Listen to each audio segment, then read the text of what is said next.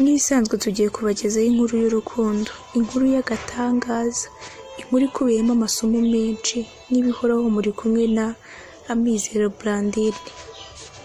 Aha niho tugiye gukomereza inkuru yacu igice cya kabiri, aho twasize wa mubyeyi wacu ari kumwe na boss we igihe yahindukiraga tukabona neza asa na mama wa Cynthia. Aha niho tugiye gukomereza inkuru yacu. Twatangiranye na Cynthia afungura umuryango gake gake, afungura urugi rw'icyumba cya Anisha. Akirufungura yarekuye ibyo yari afite byose, biramucika byikubita hasi. Yaratitiye, ubwoba, intimba biramurenga. Yahumekaga nk'ugiye kubura umwuka. Yahise asubira inyuma yiruka. Edimo wari kumwe na Anisha mu cyumba, bari mu buriri bumwe, yashatse guhaguruka ngo akurikire Cynthia, ahita yisubira ati ubundi se nkoze iki? Ntagende nicyo kimukwiye.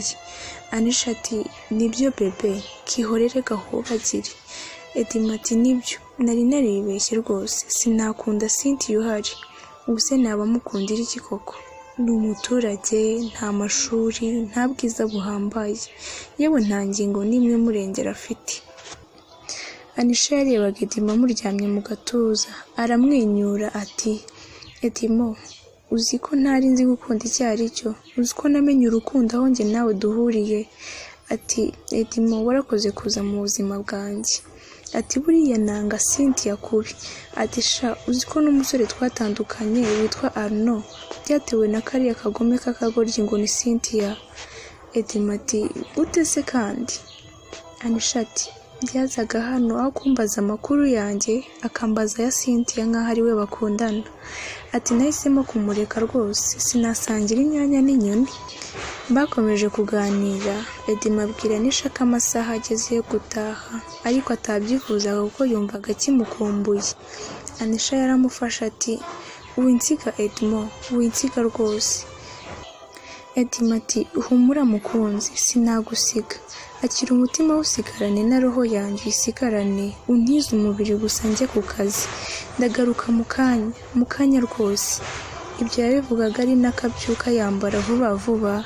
Ati bebe, jya mu ruhuke, usigasire ibyo ngusigiye. Humura ndaje mu kanya rwose. Edimo yamuhaye akabizu ku gahanga, asohoka ameze nk'uwihuta cyane. Ageze hanze ahamagara umuntu tutamenye uwo ari we kuko ntitwumvaga ibyo bavugana. Ageze kuri porutaye, wa musore yaramufunguriye, bamera nk'abiciranye amasiri. Arakomeza. Tugaruke kuri Anisha. Yakomeje aryamye akitegereza ifoto ya Edimo akisetsa akayihobera, ari nako yivugisha ati wowe nk'ubuze nasara. Cynthia nawe aho yararize arihanagura ati reka nkore akazi, ibi ntabyo. Yambaye gutera ashyiramo akaziki, akora akazi ubona rwose akeye mu maso, yirengagije ibyo yari abonye. Mwibuke ko Edimo yari yarasabye Cynthia urukundo rwari rugeze kure rwose. Nibwo yaje kumubona aryamanye na Anisha, ibitari byoroshye na gato. Edimo yavuye aho tubona agiye guhura n'umuntu. Ahindukiye tubona ni wa mubyeyi usa neza na mama wa Cynthia. Barahoberanye. Uwo mubyeyi ati umeze gute? Edimo ati meze neza. Babivugaga berekera aho bagiye kwicara. Bamaze kwicara mama ati gahunda igeze he? Edimo ati harabura gato rwose bikagera ku musozo, iby'ingenzi nabigezeho. Mama ati ntiwumva, that's my boy. Yaramuhobeye cyane. Ati Edimo, ndabizi ko naguhaye akazi gakomeye, nanjye birambabaza, ariko ihangane gato bizasoza tubyina intsinzi. Edimo ati oya mama, ntibyangana n'ibyo unkorera. Bibaye ari ikiguzi cy'ibyo unkorera, byibura nabikora kugeza ku iherezo. Ati ntacyo ntakora ku bwawe. Ati mama yantaye ndi muto, ndi umwana we, urantoragura urandera, ntacyo nakunganya. Bakomeje kuganira baraseka, basoje barataha. Tugaruke kwa Anisha. Ahagaze hejuru ya Cynthia ari koza amasahani, ari kumutuka. Ati niko nyiranko, ninde wari ukubwiye kuza mu cyumba cyanjye? Uyu usanga twambaye ubusa? Ati ariko byanshimishije koko. Ati kakuriye. Cynthia yakomeje guceceke. Anisha abakubise umugeri basi yarimo yogerezamo ati si wowe mbwira wanshinziwe? Cynthia yakomeje guceceka, Anisha amumenaho amazi yogeshaga, ntiyakoma ntiyavuga, akomeza guceceka pe. Anisha arushye arikubita asubira mu nzu. Cynthia arahagarara, yihanagura mu maso, yitegereza aho Anisha arengeye, azunguza umutwe asekamo akamwenyu gato. Yigiriye mu nzu guhindura imyenda, aragaruka yikomereza akazi, ari nako yiyumvira akazi ke. Tugaruke kuri wa mubyeyi yicaye mu ntebe nziza iri muri biro iri hejuru muri etaje, ari kumwe n'abantu 5. Umwe muri bo ati, Madamu Giselle, humura turabikora rwose, ikintu cyose cyateza imbere kampani yacu turagikora kuko turagukunda. Yarasetse arabashimira ati, mukomeze mukore cyane, ibyiza biri imbere, kandi buri wese yite ku nshingano ze, by'umwihariko ushinzwe marketing ashyiremo imbaraga, tubona abakiriya benshi bizi product zacu. Bose barikirije, arabasezera. Bagisohoka bahuye na Edimo yinjira, abwira mama Giselle ati, mama ngiye kureba Anisha. Mama ati, nta kibazo, akira umushyire kuri aya mavuta yisige. Edimo ati, merci mama. Yaragiye ageze kwa Anisha amuha iyo mpano, ari nabwo yamubwiye ko yifuza ko ibyabo byazagera kure, ko yifuza kuzamwerekana iwabo. Anisha yarishimye cyane, aramugurukira aramuhobera ati, wow, finally ibyo nifuzaga birageze. Edimo ati, wifuzaga ibiki? Anisha ati, nifuzaga kuzakubera umugore, nkakubyarira abana. Edimo ati, none se kubyinya utaraba umugore wanjye? Anisha yabaye nk'uwikanga. Edimo ati, ni joke bebe, humura rwose. Barenjoyinze. Mama wa Anisha araza baraganira cyane rwose, kuko bari bameze nk'abamaze iminsi baziranye. Bukeye Edimo yajyanye Anisha kuri kampani, amwereka aho akorera, amwereka office ye. Anisha arishima cyane, yifashe amafoto ajya kuyereka mama we. Mama we arishima ati, uyu niwe muko twari dutegereje koko. Urukundo rwakomeje gukomera hagati ya Edimo na Anisha. Tugaruke mu gitondo kwa Anisha. Cynthia yabyutse asaba amafaranga yo kujya guhaha ibyo guteka, nk'ibisanzwe bayamuhaye bamutuka, bamukwena, bayamujugunyira mu maso. Mama wa Anisha ati, irukanka ubanguke, nugura inyama zikomeye, mfite abashyitsi bakomeye uyu munsi. Cynthia yarasohotse, yiruka ageze kuri portail, wa musore amuha agapapuro. Cynthia agasomye araseka, ubundi ariruka. Ako gapapuro kari kanditseho adresse z'ahantu, niho yabanje kwerekeza. Cynthia ahageze, yagiye kumva yumva umuntu amukoze ku rutugu, amuturutse inyuma. Akebutse asanga ni Edimo, barahoberanye cyane. Edimo ati, nari gukumbuye bitavugwa. Cynthia ati, nanjye nuko. Ati, ariko mfite iminota mike, ati ubu ngiye guhaha inyama za mpyisi zintumye, ntinze nanjye barara bantekanye nazo. Babivugaga baseka. Edimo arahindukira areba Cynthia, aramubwira ati, honey, I'm so sorry. Cynthia ati, buri munsi uhora urimbwira, kandi nakubwiye ko nta kibazo, kuko ndabizi impamvu bikora. Edimo ati, ariko humura biri hafi gusoza. Atuzi ukuntu bimvuna kubwira Anisha ko mukunda mubeshya, biramvuna no kumureba gusa n'urwego mufitiye. Ati, mufitiye urwango rutagira uko rungana. Cynthia ati, ceceka, nanjye iyo mbabonanye umutima urambye, ariko nakwibuka gahunda dufite bikankomeza. Bakomeje kuganira, bageze hagati barasezerana. Cynthia ajya kugura inyama, ageze mu rugo yasanze umushyitsi yahageze, yari Edimo n'umubyeyi we witwa Sandrine, ndetse n'umusore w'inshuti ye witwa Didier. Yahuje amaso na Edimo, yigira nk'aho atamuzi, agiye kubasuhuza. Mama Anisha ati, hoshi hoshi, hano ntuhagenewe, iwawe ni mu gikoni, genda genda. Edimo yarababaye ariko yihagararaho. Sandrine ati, mwamuretse se akadusuhuza di, ko nta kibazo. Mama Anisha ati, oya ntagende rwose. Sandrine yarabirebye arumirwa, ariko bakomeza ikiganiro. Edimo ati, rero uyu ni mama wanjye, n'uyu ni inshuti yanjye, nabazanye ngo barebe mu rugo rw'umukunzi wanjye nihebeye Anisha. Mama Anisha ati, yo, ni wowe wambyariye umukwe? Arahaguruka ahobera Sandrine. Ikirori cyabaye ikirori, baranywa barishima, batangiye gupanga gahunda y'ubukwe. Abashyitsi baje gutaha bavuye kubaherekeza, mama wa Anisha nibwo yabwiye Anisha ati mwana wanjye ndishimye ko bwa nyuma na nyuma tubonye umukwe w'umukire, wenda yazadufasha kuzanzamura kampani yacu. Anisha ati ariko se mama, uwazamubwira agashora muri kampani yacu? Mama ati nibyo, uzabimubwire wumve icyo abivugaho.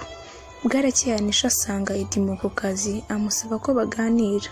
Nibwo yamubwiye ibibazo kampani yabo ifite, amusaba ko yashora muri kampani yabo. Edimo ati ndaza kubyigaho kuko hari indi kampani nari ngiye gushoramo. Anisha ati bebe basi yo wayireka ugashora mu yacu. Edimo ati anything bebe, ndabiganiriza mama mwemeze turebe ko twashoramo. Aho Edimo yahavuye ajya gushaka Madamu Gisele, amubwira byose uko bashaka ko bashora muri kampani yabo. Madamu Gisele yakubise agatwenge ati ndumva umupangu wacu Imana iwurimo. Nibwo yabwiye Edimo ati wowe babwire ko hari uwifuza kuyigura imigabane yabo, ko nawe uzashoramo ariko kampani yabo igatabarwa. Edimo yabibwiye Anisha, Anisha arishima. Nibwo habaye kugurisha imigabane imwe ya kampani igurwa na Madamu Gisele, ndetse na Edimo ashoramo, basinyana amasezerano. Iminsi yaricumye, ari nako imyiteguro y'ubukwe yari igeze kure. Umunsi umwe Edimo ari kumwe na Anisha yaramubajije ati ese mama Cynthia abahe? Ubundi se Cynthia avuka he? Anisha ati ati mama wa Cynthia yapfuye kera, ati nimva yamezeho utwatsi rwose. Edimo ati noneho nyina uramuzi? Anisha ati cyane. Atariko nibanga? Edimo ati mbwira rwose ndarimbira no mu nda ngo domburi. Anisha yatangiye kubwira inkuru yose Edimo. Ati buriya Cynthia ni umwana duhuje umubyeyi umwe ari we papa, amubwira ko kandi yishwe na mama we ubwo yari atangiye kumuteranya na se. Byose yarabimubwiye nta na kimwe asize. Edimo wasaga naho ababaye. Anisha yaramwitegereje ati ko wababaye? Edimo ati wese kandi nababara nte koko, kandi numva ibyababayeho byari bibakwiye. Edimo ati bihorera batatwicira mudu. Edimo ati buretse gato njye kuri toilet. Yagiye mu bwiherero, umujinya uramwica, akubita ingumi ku gikuta yikomereza ikiganza. Asoje yigira nkaho nta cyabaye, aragaruka akomeza kuganira na Anisha iby'ubukwe naho buzabera. Anisha abona ku kiganza amaraso ati bebe ubaye iki? Edimo ati ndanyereye nikuba ku gikuta ariko humura nta kibazo. Anisha yazanye ibyo kumupfukisha, aramupfuka ari nako yitonganya ngo wagiye witwararika koko. Tugaruke kuri Madamu Gisele, ari kumwe na Cynthia, bari gukina, bari kubyina, baseka cyane. Mu gihe bari mu byishimo, yumvise isasu, arebye abona ni Cynthia urashwe mu mutima. Akebutse abona na Anisha umurashe. Yavugije induru nyinshi cyane, ahita akangukira hejuru. Byari inzozi mbi. Umupagasi yaje yiruka ati madamu ubaye iki? Tubafashe iki? Ati mpa amazi nywe. Yahise ahamagara Edimo mu gicuku ati ndagukeneye byihutirwa mu rugo. Edimo wabaga mu nzu ye ariko itari kure cyane ya madamu, yahise afata imodoka amusanga mu rugo yiruka. Asanga madamu yicaye muri saro afite ubwoba bwinshi. Ati Edimo ihutisha umupango, nkeneye kuzana umwana wanjye bariya abagome bataramwica. Edimo ati habaye iki se kandi? Iki gitumye uhindura umupango gutyo? Iki gitumye ushaka kwihutisha umupango? Madamu Gisele ati ndose inzozi mbi cyane. Anisha arasa Cynthia.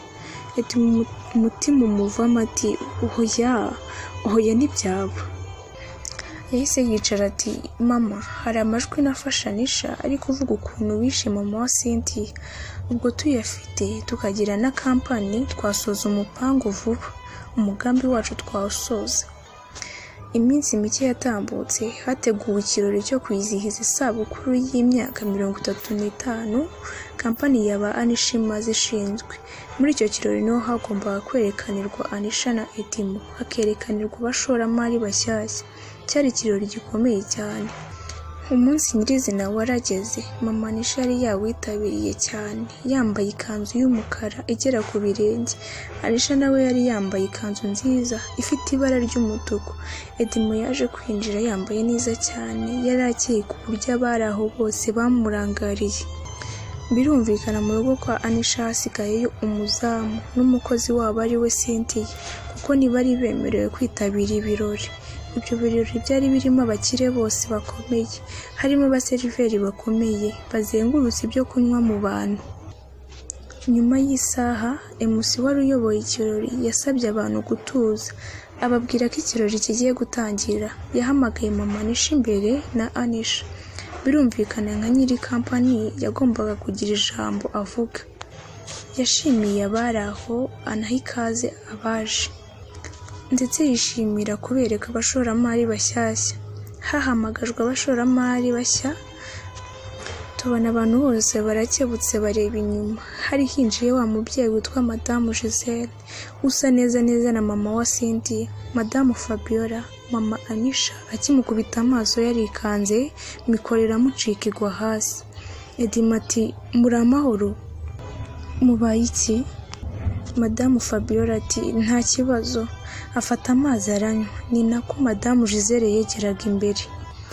Yasuhuje bose, na Madamu Fabiola watitiraga, ndetse na Anisha warebaga ubudahumbya. Yegereye imbere afata mikoro asuhuza bose ati, nitwa Giselle. Anisha na mama we bamera nk'abiruhukije, baryana inzara. Anisha ati, ma, humura siwe, ndabona atatwibutse. Giselle yakomeje ijambo rye, anababwira ko ariwe munyamigabane myinshi muri iyo kampani. Ahamagarira n'abandi bifuza gushoramo imari ko imiryango ikinguye. Yakomeje asaba abari aho kwereka ibikorwa bimwe bya kampani, ndetse anabereka abana be. Ahamagara Edimo aramubereka. Anisha ati, Sandrine se ni iki cye? Mu gihe bakibaza ibyo, yahamagaje umwana we w'umukobwa aturuka inyuma. Yaje yambaye neza cyane, ikanzu nziza y'umweru. Abari aho bose barumirwa, baramurangarira. Yateraga intambwe nto yuzuye ubwitonzi. Anisha akimukubita amaso noneho yikoreye amaboko, yicara hasi. Ati, ma, ndebera ko ndeba neza, ndumva nasazi. Mama we ati, nanjye byanyobeye ibiri kubera aha pe. Cynthia niwe wakimbagiraga. Yageze kuri podium, Madamu Giselle amufata akaboko aramuzamura. Ati, aba ni abana banjye, ariko Edimo ni adopted. Cynthia ni imfura yanjye. Anisha yavugije induru, mama wabura aho areba. Mu gihe bari bakiri mu rujijo, hacanywe ekara nini cyane, bari bagiye kwerekaniraho ibikorwa byabo bya kampani. Bahise bakina amajwi Anisha ari kuvuga ukuntu mama we yishe mama Cynthia, cya kiganiro cyose yagiranye na Edimo. Mama wa Anisha yashatse kwiruka, abashinzwe umutekano baramufata na Anisha baramufata, bose babategeka kureba kuri ekara.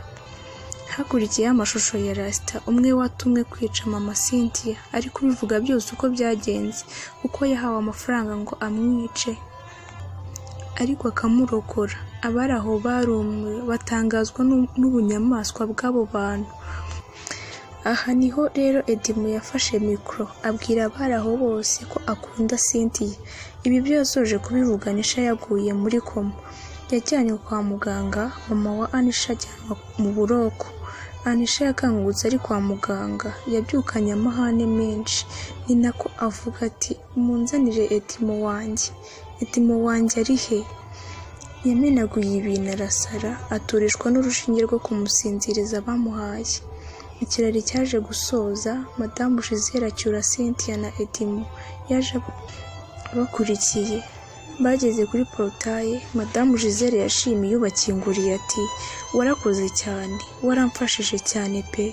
Binjiye mu nzu, Madamu Giselle yitegereje inzu yose, azamuka hejuru yinjira mu cyumba kimwe. Ni nako Cynthia na Edimo bamukurikira. Yariruhukije abwira Edimo ati, ahwi, turabisoje. Nibwo yahindukiye abwira Cynthia ngo, ma fille, umbabarire ko natinze kuza, ariko niko byagombaga kugenda. Izi nyamaswa iyo zimenya ko nyiriho zari kunyica. ati ushimire Edimo yaramfashije cyane. Ati cyagiye nazaga hano nje kugutwara ngo tujye mu kirori, iyo bagaruka bakahansanga bari kudutwikana ndakurahiye. Barasetse buri wese avuga ibye. Edimo ati iyo bamfata ko mbeshya nisha bari kumbamba ku musaraba nka Yesu. Cynthia ati noneho njyeweho bari kunkuraho uruhu. Numva pe kuba naramenye ko mama ariho simbivuge, kwijijisha kose nagiraga imbere ya Edimo. Ati bari kuntwika pe bakantwikira mu ngunguru. Barasetse cyane basubiramo iby'ubugome bwa Anisha na mama we biratinda. Basubiranye ibyabo, iminsi iricuma. Mama Cynthia abwira umwana we iby'urugendo rwe rwose, uko yarokotse, uko yajyanywe hanze byose. Bagiye gusura Rasta bamushimira ku mugaragaro. Ndetse ni nako basuraga mama Anisha muri gereza ndetse na Anisha mu kigo cy'abasazi. Iminsi yaricumye, ubukwe bwa Edimo na Cynthia burataha, urukundo rwabo rurogera ndetse bandikwa mu bitabo. Nibyo koko ntawahindura umugambi w'Imana ku muntu, by'umwihariko uwo yakugeneye. Urukundo rumurwanisha inkundura, rukaruhuka rugeze ku warwo. Murakoze cyane, uyu ni wo musozo w'inkuru yacu ya none. Ndetse nkomeza kubashimira mwe mwabanye nanjye. Nkomeza kubashishikariza gukora subscribe, share na comment kugira ngo tuzakomeze kubana mu zindi nkuru zizaza. Murakoze cyane, n'ibisanzwe mwari kumwe na Amizero Blandine. Nk'ibisanzwe tugiye kubagezaho inkuru y'urukundo, inkuru y'agatangaza, inkuru ikubiyemo amasomo menshi n'ibihoraho muri kumwe na Amizero Blandine.